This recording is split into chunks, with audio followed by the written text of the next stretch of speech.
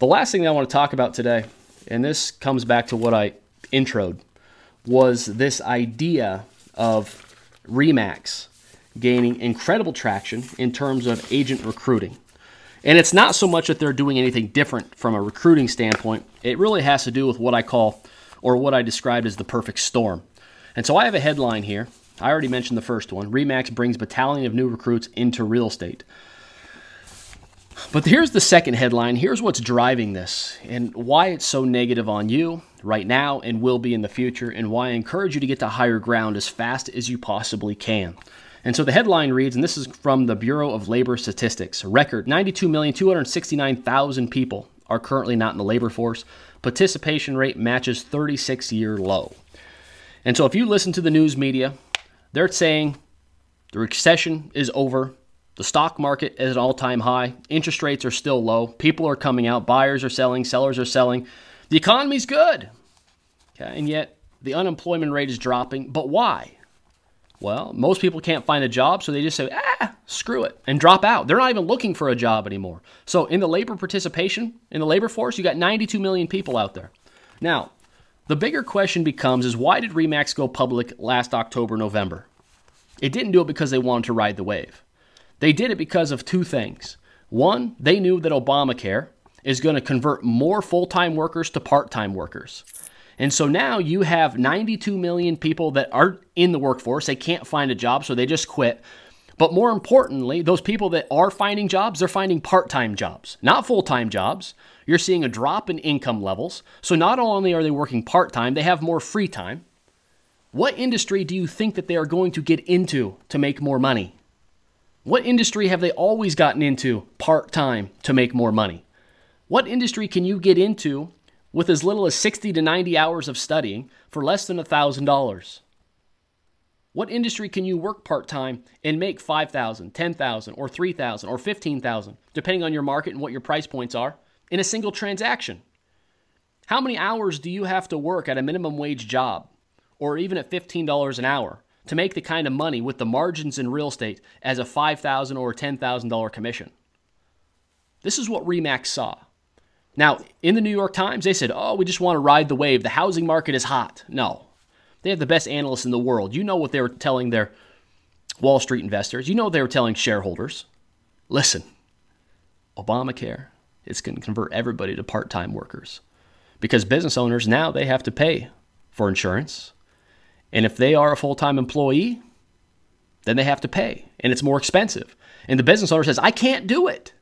I don't have the margins. I don't have the numbers. So what happens? You no longer work full-time. You work part-time. And more of these people are being converted from full-time to part-time. And the worst part about all of this, and it's been delayed a little bit because of mandate, Obama goes, oh God, this 2016 elections are coming up. I don't want to hurt the Democrats' chance, so I'm going to hold off. And so all the employer mandates, many of them, have been held off until this coming year, after the 16 elections. When that happens, though, it's going to be ugly. And ReMax is the one who's going to capitalize. Very happy shareholders. More agents means more desk fees, which means more profits. But more agents means more competition. And so all the for sale by owners, all the expireds, they're all going to be using the same scripts. They're all going to be using the same dialogues. Get ready. A bunch of Glengarry Glen Rosses out there. And the person who, shall we say it, is the most Wolf of Wall Street will win. And if you're not, well, you're going to be hated just like the rest of them.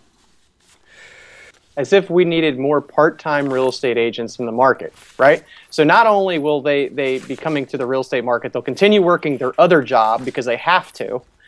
They're not going to treat being a real estate agent as anything other than another part-time job. It's not a business. They don't consider themselves entrepreneurs. They're already set up to fail.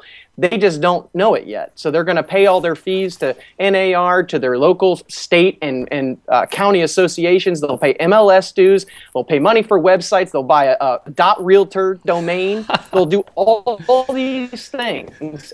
I was reading in the book Choose Yourself by James Altucher. He says that the new norm where we're headed is a 40% unemployment. He makes the point that society as a whole, most people are very bad at their jobs. There's a slim amount of people in the workforce that actually do a great job. For the most part, people are too busy playing on Twitter, Facebook, watching YouTube videos, going to Starbucks, sitting around, just gazing at the stars, doing whatever they're doing. But they're sitting in their seats behind the office, not really working. So he actually made the point that we're moving towards the age where, robots are taking and computers are taking over humans' jobs because they're more efficient.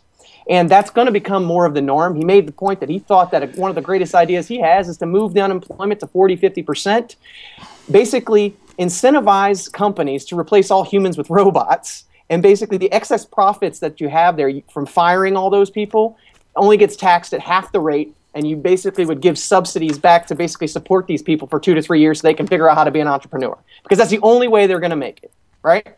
If you're not able to change your way of thinking and your mentality, it's going to be very difficult to survive the next 10 or 20 years. Well, mark my words. In the next 24 to 36 months, with Obamacare, with the conversion of full-time workers to part-time workers, with income dropping, people needing more income, you're going to see a flood, 300,000 to 500,000 new agents into the market. FSBOs expires, record level calls from agents, all prospecting, all saying the same thing, all promising to have a buyer. And it's going to get ugly. And going back to James Altucher, everybody should be listening to his podcast. He does have one called The James Altucher Show. But the one thing that he talks about, and he sits on the board of a billion-dollar staffing company, so he sees the economic numbers because of their affiliation before even they're reported to the public.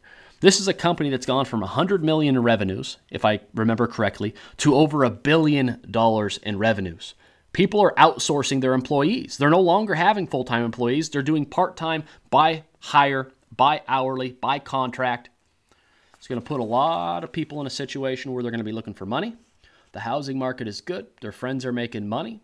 Where do you think they're going to end up? And so get to higher ground, folks.